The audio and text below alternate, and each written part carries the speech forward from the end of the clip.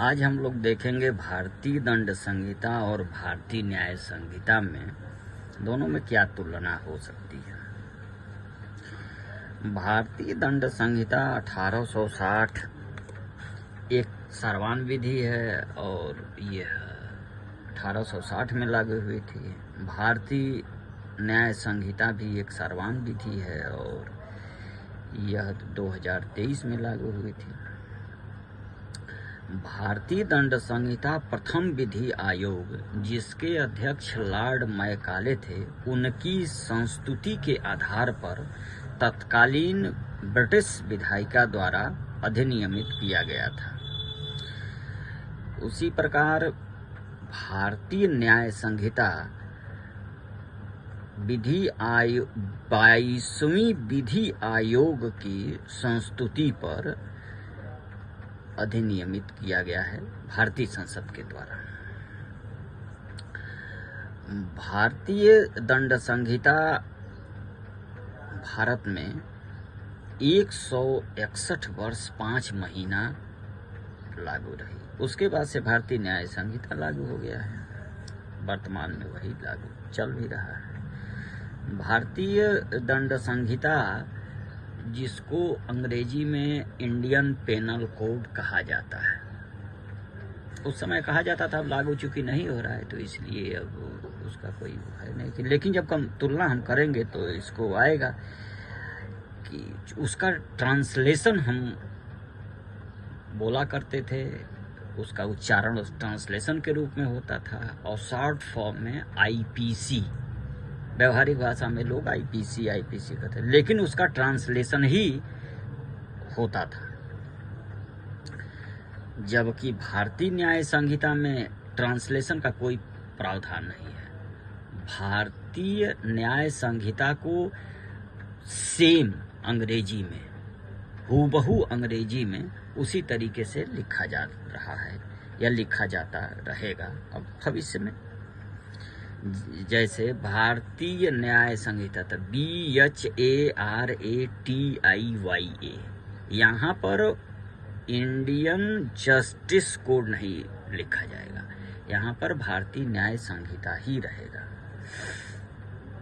भारतीय दंड संहिता में चूंकि उसके नाम से ही ऐसा महसूस हो रहा है कि दंड या भय का एक स्वरूप परिलक्षित होता था कि भारतीय दंड संहिता, तो इसे दंड का एक फॉर्मेट लोगों के मस्तिष्क में आता था। जबकि भारतीय न्याय संहिता में दंड संबंधी है तो प्रावधान, लेकिन उसमें न्याय संबंधी लोगों के अंदर एक भावना आएगी कि इसमें से हमको न्याय ही मिलेगा निश्चित।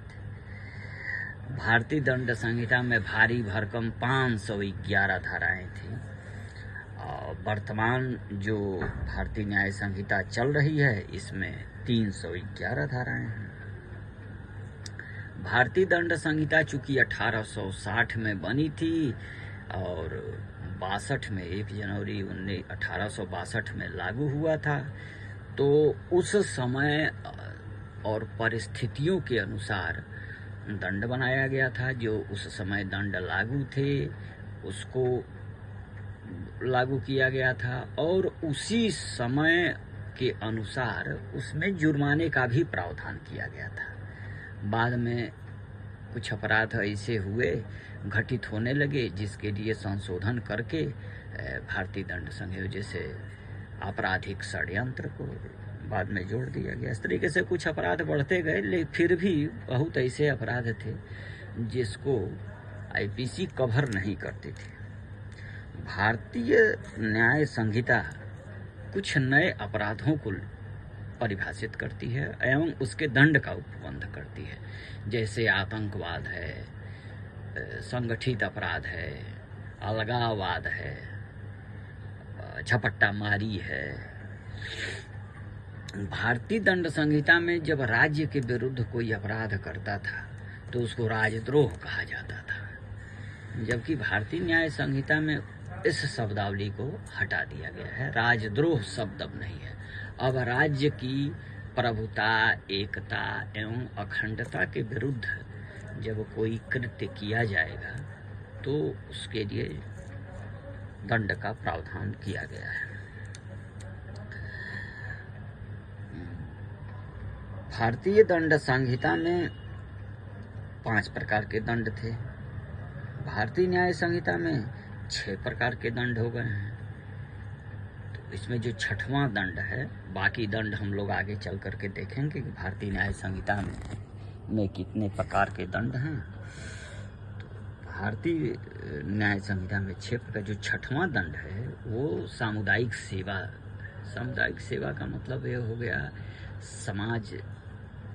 समुदाय के लिए सेवा करना, जैसे रोड की सफाई करना, पौधा लगाना, किसी एनजीओ के यहाँ जाकर के सर्व करना, सरकारी अस्पताल में जाकर के सेवा करना, नाले की सफाई करना, बाग लगाना, पेड़ लगाना, इसी प्रकार के जो दंड, इसी प्रकार की जो कृत्य होते हैं, इनको सामुदायिक सेवा कहा जाता है। भारतीय दंड संहिता में अपराध और दंड का व्यवस्थित क्रम नहीं था। वर्तमान समय में महिलाओं और बच्चों को प्रमुखता दी जा रही है। चूँकि ये हमारे समाज के रीढ़ होते हैं, इसलिए इनको वरीयता क्रम में इनके विरुद्ध होने वाले अपराधों को पहले रखा गया है। महिलाओं और बच्चों के विरुद्ध जो अपराध घटित होते हैं, तो ये अब वर्तमान समय में हर मामलों में इन लोगों को पहले रखा जा रहा है कि इनके विरुद्ध जो अपराध हो रहे हैं उसमें कठोर दंड दिया जाए और तीव्रता से उसका न्याय हो सके। बाकी संपत्ति के विरुद्ध अपराध हैं, मानहानि है, ये सब चीज़ों को बाद में रखा